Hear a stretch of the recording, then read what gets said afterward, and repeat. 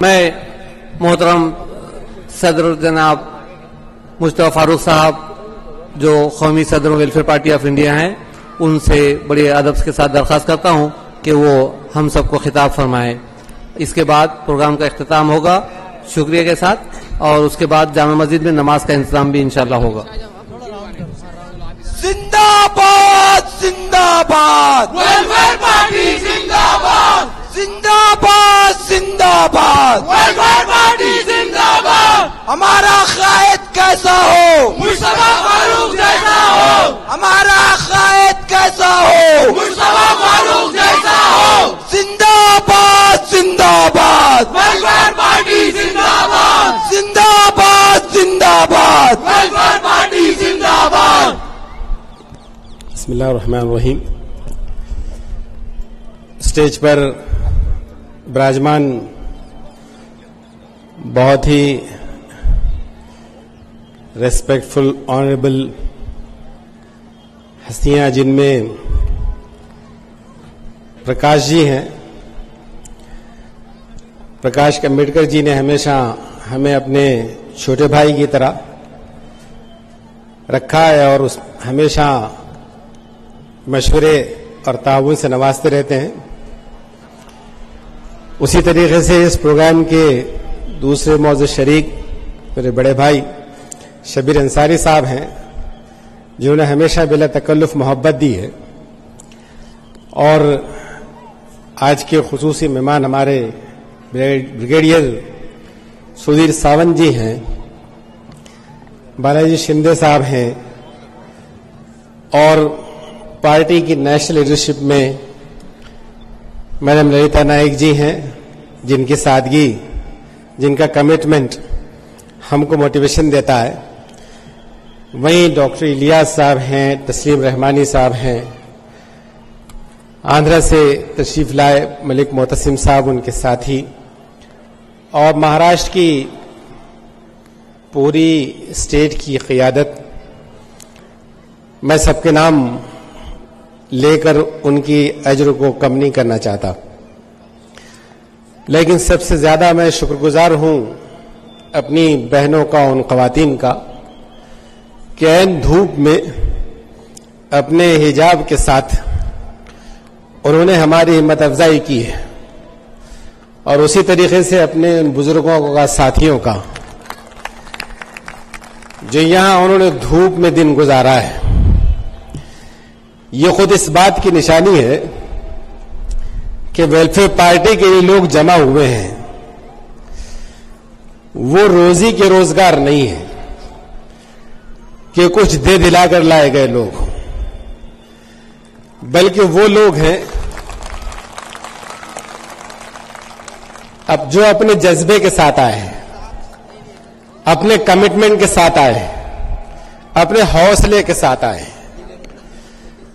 और ये पार्टी का बेसिक कैडर है और होगा, जो इस परिवर्तन के, इस तब्दीली के, इस इनकलाब के, इस संघर्ष का वो साजो सामान करेगा कि इसकी एक एक ईंट हमारे खान शमीम खान साहब के तराने के मुताबिक सिर्फ दीवार नहीं बल्कि भारत का निर्माण करेगी।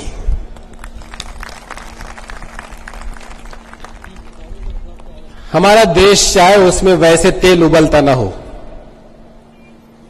ये वैसी खनिज ना हो, लेकिन उसको इतना बनाने वाले ने अता किया है कि हमेशा से कहा गया कि सोने की चिड़िया है। बहुत विशाल देश है, कई देशों को मिलाकर भी इस देश की बराबरी नहीं होती।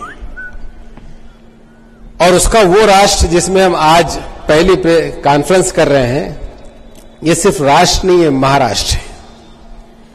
राष्ट्रों का राष्ट्र महाराष्ट्र है।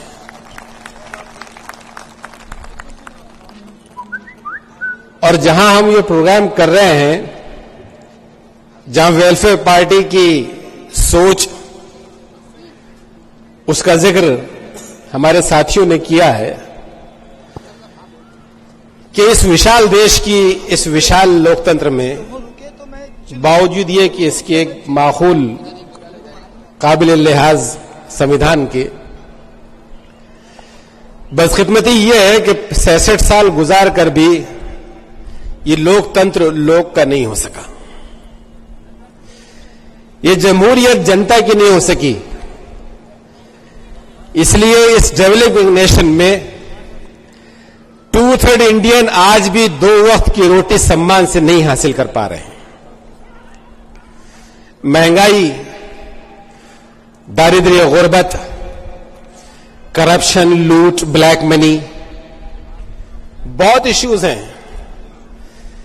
इतना समय नहीं है कि मैं इश्यूज पर बात करूं, इसलिए कि इश्यूज पर बहुत से साथियों ने बात की है। लेकिन अभी जो बात प्रकाश जी ने जिस पर प्रकाश डाला है वो ये है कि चाहे आज इस राजनीति को, इस सियासत को पोलराइज किया जा रहा हो, मोदी का फेस लाना इस बात की गवाही है कि न एनडीए के पास डेवलपमेंट के नाम पर पेश करने को कुछ है, न कांग्रेस के पास कुछ है। इसलिए 2014 को जो है पोलराइज करना चाहते हैं और इसी पोलराइजेशन के कंसेप्ट से निकलकर जो रीजनल पार्टियां खड़ी हुई हैं, तो ये 1000 कोशिश कर लें, लेकिन जो लोग जानते हैं, जैसा कि प्रकाश जी ने बात कही, ये नहीं बना सकेंगे हुकूमत, चाहे मोदी की कितनी जनरेशन ये पैदा कर ले जाए। जिंदाबाद जिंदाबाद, वेलफेयर पार्टी जिंदाबाद, तामीर को, इनकलाब को आवाज दो, आवाज दो। यहां दोनों ही पार्टियां, दोनों अलायंसेस इस बात को साबित कर चुकी हैं कि पूंजीपतियों की सेवा के लिए है। यहां का लोकतंत्र हाईजैक्ट है और एमएनसीज अमेरिका और इजराइल के आगे ये अपनी मंशा की हुकूमत नहीं बना सकता। इसलिए शाइनिंग इंडिया वो चंद % के लिए है। 2/3 जो है उनके हिस्से में जो चीज आई है वो भीख का कटोरा है, गुर्बत है। और इस गुर्बत में तन्हा मुसलमान नहीं है, 2/3 इंडियन है जो मजलूमियत का शिकार है, इस शोषण का, इस इस्तेसाल का शिकार है। ये तो मुसलमान समाज की बदकिस्मती है, हमारी खुशनसीबी है कि इस मुल्क की तकसीम का बोझ सबसे ज्यादा किसी पर डाला गया तो मुसलमानों पर डाला गया। हम समझते हैं कि तकसीम कराने वाले ये फिरका परस्ते थे, ये सांप्रदायिक शक्तियां थी, ये कांग्रेस थी। इतना समय नहीं है कि हम इतिहास में जाएं, लेकिन हम बहुत साफ कहना चाहते हैं कि अगर भारत अखंड होता तो मुसलमानों की दुर्दशा नहीं होती। इस पूरे भारत में मुसलमानों की अगर स्ट्रेंथ होती तो 40-45% होती। किसी की मजाल थी कि इसको निगलेक्ट करता, लेकिन इशू मुसलमानों का नहीं है, इशू लोकतंत्र का है, इशू संविधान का है, संविधान के आदर का है। आप कितनी अच्छी बातें लिखिए, सोने की तहरीर से लिखिए, लेकिन आप क्या जवाब देंगे कि 48 एमपीज में महाराष्ट्र में एक एमपी जो है 11% आबादी का नहीं? कोई जवाब है इनके पास? ये किसी बात का उसूली जवाब नहीं दे सकते। लेकिन मैं बात सिर्फ इस पर कंसंट्रेट करते हुए अपनी बात को समेटना चाहूंगा और इसको मैं अपने दूसरे सभी भाइयों से इस रिक्वेस्ट के साथ करूंगा कि आज जो समाज जमा है वो मुस्लिम समाज है और लोगों ने एड्रेस करने में उसको मलूज भी रखा है। शब्बीर भाई ने कई बात, सुधीर साहब ने बात कही, प्रकाश जी ने बात कही। शर्म आती है, दिल रोता है जब कोई आपसे कहता है कि डरो नहीं, खौफ मत खाओ, संघर्ष के लिए खड़े रहो। किनसे कहा जा रहा है? जिनके आका ने उनसे कहा था कि ईमान और बुज़दिली एक जगह जमा नहीं हो सकते। इस नजरिए के हामिल लोगों ने जब सरेंडर कर दिया उनका तस्वुर, उनका नजरिया मखदूश हो गया। मैं बहुत तफसील में नहीं जाता, तो सिंपली एक रेफरेंस दूंगा सिर्फ आपकी हिस्ट्री से, आपकी ताबनाक हिस्ट्री से, आपकी बुनियादों से, मेरी बुनियादों से। हमारे मौरखीन ने बैत उक़बा की पहली बैत को बैतुन निसा कहा है। मैं ये बात इस सियाक में रख रहा हूं प्रकाश जी कि सब संघर्ष के लिए अगर ये तैयार नहीं होंगे तो कौन तैयार होगा? और मुसलमान कहते हैं खुद को। सवाल यह है कि पहली बैत को जो नाम दिया है मौरखीन ने, बैतुन निसा का दिया है, जब इस बात की बैत ली गई थी कि तुम शिरक नहीं करोगे, चोरी नहीं करोगे, जिना नहीं करोगे, कत्ल नहीं करोगे, मेरी इताअत करोगे, इबादत करोगे। इतनी सोच, इसको औरतों की बैत कहा गया। और जब दूसरी बैत हुई, वो बैत आपके संघर्ष को दावत देती है। वो बैत मेरे आका ने जब ली तो लोगों ने उसी वक्त मुतनब्बे किया, और अब्बास बिन नजला हूं या असद बिन जुरारा हूं, जिन्होंने मुतनब्बे किया था कि अंसार समझ लो, अगर तुम संघर्ष का दावा करते हो तो सुर्खो सफेद आंधियां तुम्हारी मुखालिफ होंगी, जमाना तुम्हारी मुखालिफत करेगा, तुम्हारे अशराफ कत्ल किए जाएंगे, तुम्हारे माल तबाह किए जाएंगे, तुम्हारी औरतें बेवा होंगी, तुम्हारे बच्चे यतीम होंगे। लेकिन अगर मकसद के लिए खड़े हो सकते तो ये कुर्बानी तुम्हें देनी होगी। और उस वक्त जिन लोगों ने ये ऐद किया था, उन्होंने कहा था कि हम इसकी कॉस्ट पे करेंगे। इज्जत ऐसी हासिल नहीं होती,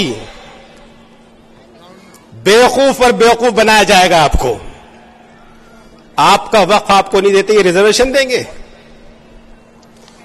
या आपको सत्ता में रिजर्वेशन देंगे, या आपको शरीक कर लेंगे इख्तिदार का। भीख में मिला है किसी को इख्तिदार जो आपको मिल जाएगा?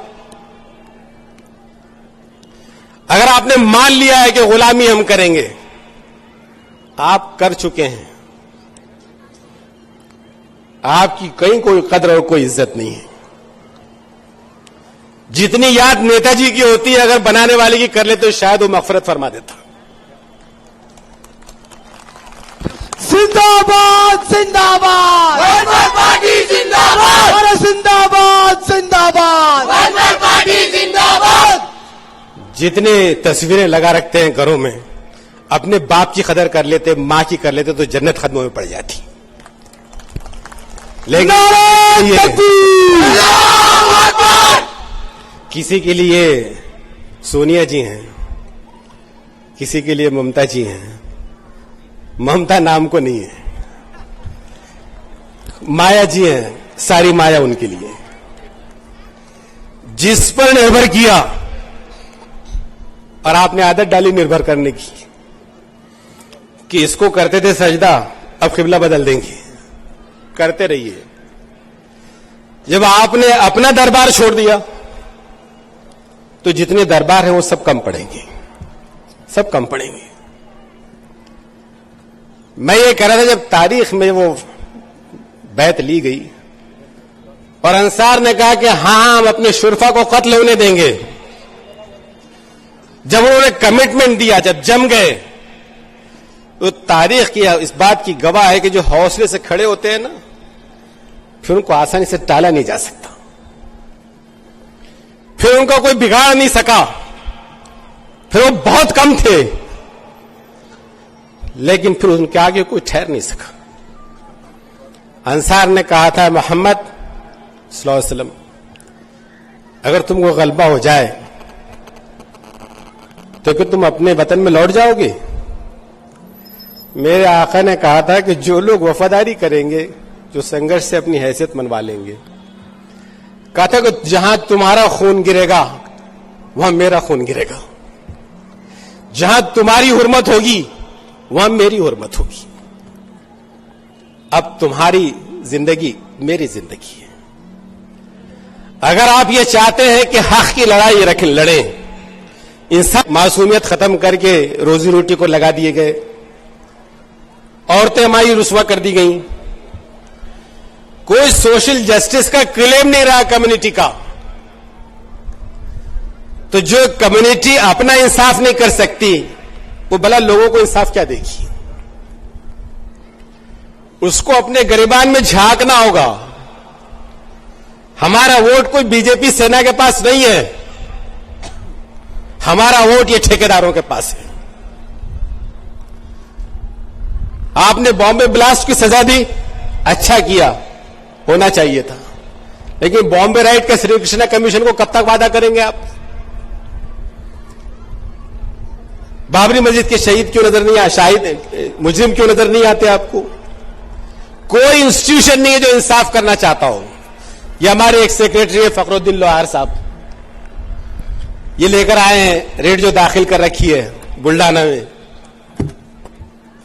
सारी क्लिपिंग्स है कि किस तरीके से पुलिस ने उस पर जुल्म किया, निहत्तों पर जुल्म किया। लेकिन कौन बिगाड़ेगा?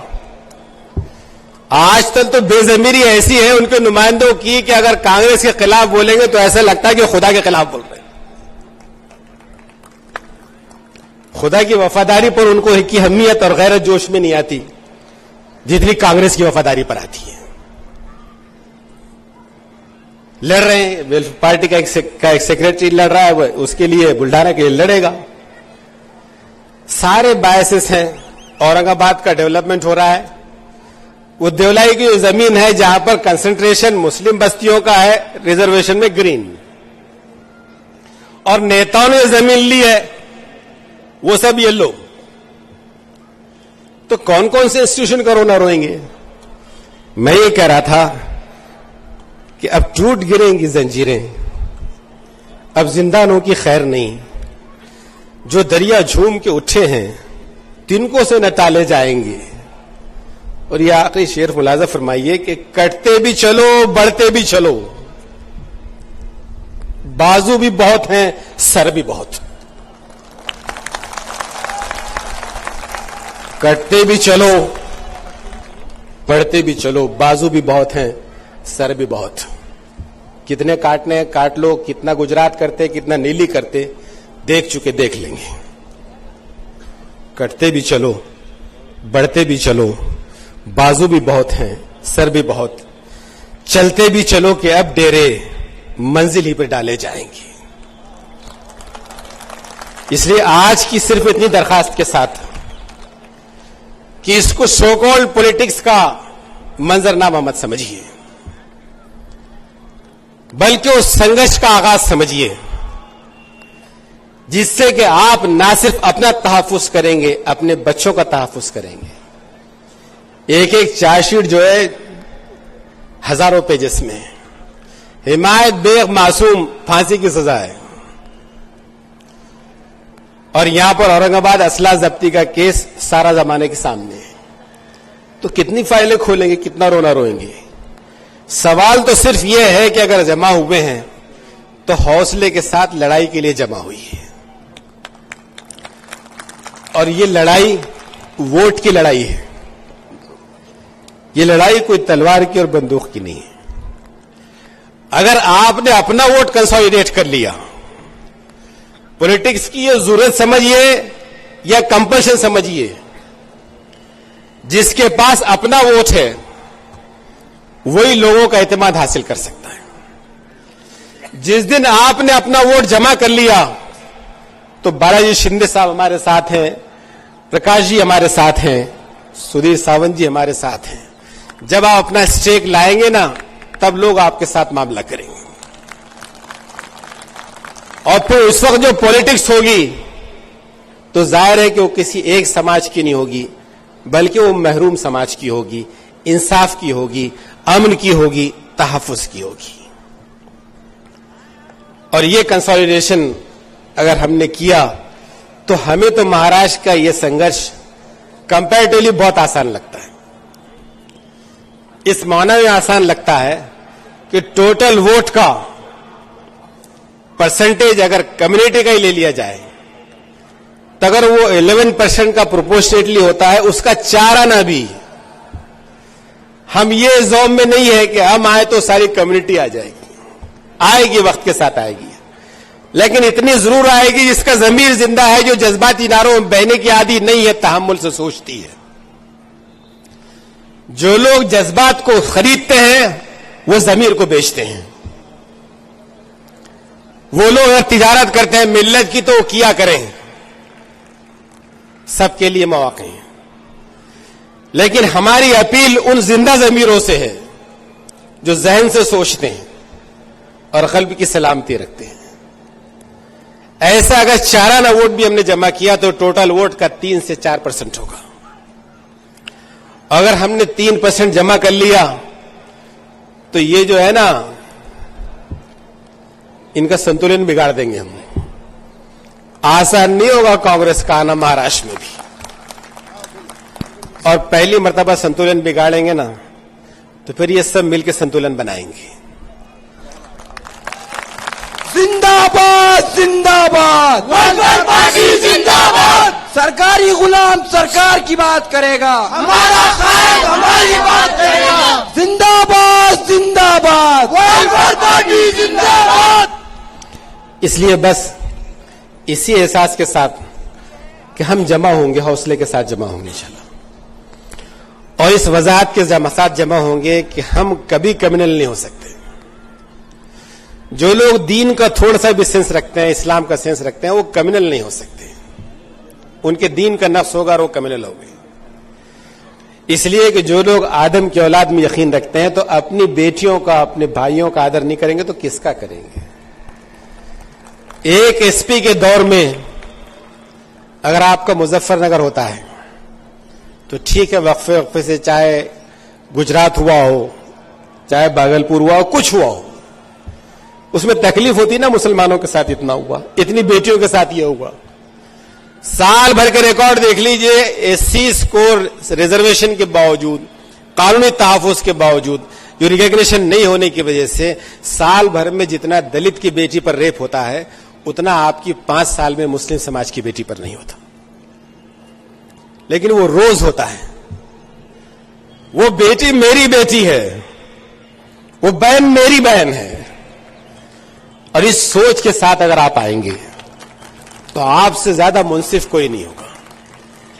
इसलिए इसी एहसास के साथ और इसी अपील के साथ कि अगर आप कन्विंस्ड हैं, और आप यकीनन कन्विंस हैं, वरना आप यहां क्यों आते हैं।